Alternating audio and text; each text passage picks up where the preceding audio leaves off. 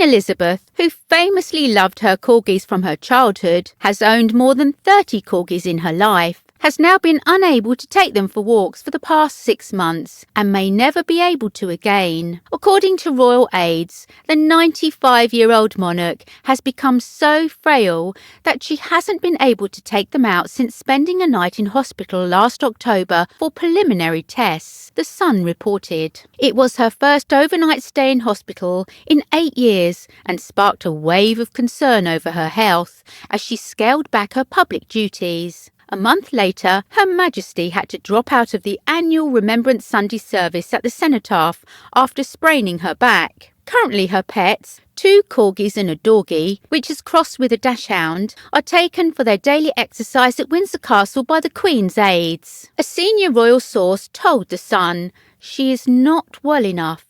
They are an enormous source of solace, so it's a real shame." The Queen usually turns to her beloved corgis in times of crisis and stress and took them out almost every day after Philip fell ill and then died last year. They are an enormous source of solace, so it's a real shame. The source continued, dogs remain very much part of Windsor life. In October last year, the Queen was also said to be extremely disappointed as she gave up horse riding following her health scare.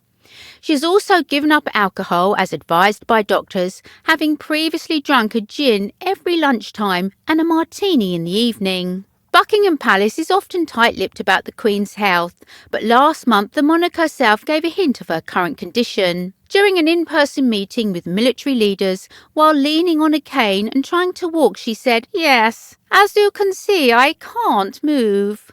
The Queen also tested positive for COVID-19 on February the 20th, and Buckingham Palace said at the time she was experiencing mild cold-like symptoms. She has only returned to something approaching normal working practices just before contracting the virus. Yesterday it was announced she was pulling out of a Commonwealth Day service at Westminster Abbey on Monday, asking her son Prince Charles to take her place, Buckingham Palace said. The monarch was initially hoping to join Prince Charles, Duchess of Cornwall and the Duke and Duchess of Cambridge at the Commonwealth event. The decision is not linked to any illness, but is related to the Queen's comfort of getting to and from the service. A palace spokesman said, "The Queen has asked the Prince of Wales to represent Her Majesty at the Commonwealth service at Westminster Abbey." The service would have been the Queen's first major public appearance since reaching her Platinum Jubilee milestone, and the first Commonwealth Day service held in full since 2020. Editor-in-Chief of Her Majesty magazine, Ingrid Stewart, said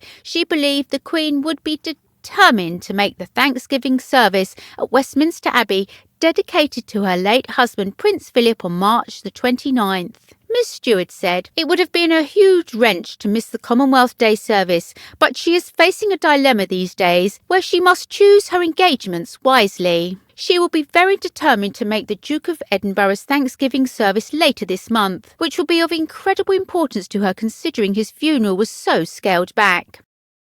Her Majesty, I believe, is very like her mother, who was reluctant to use a wheelchair. So in her advancing years, it's about protecting yourself as much as possible, ready for the big occasions.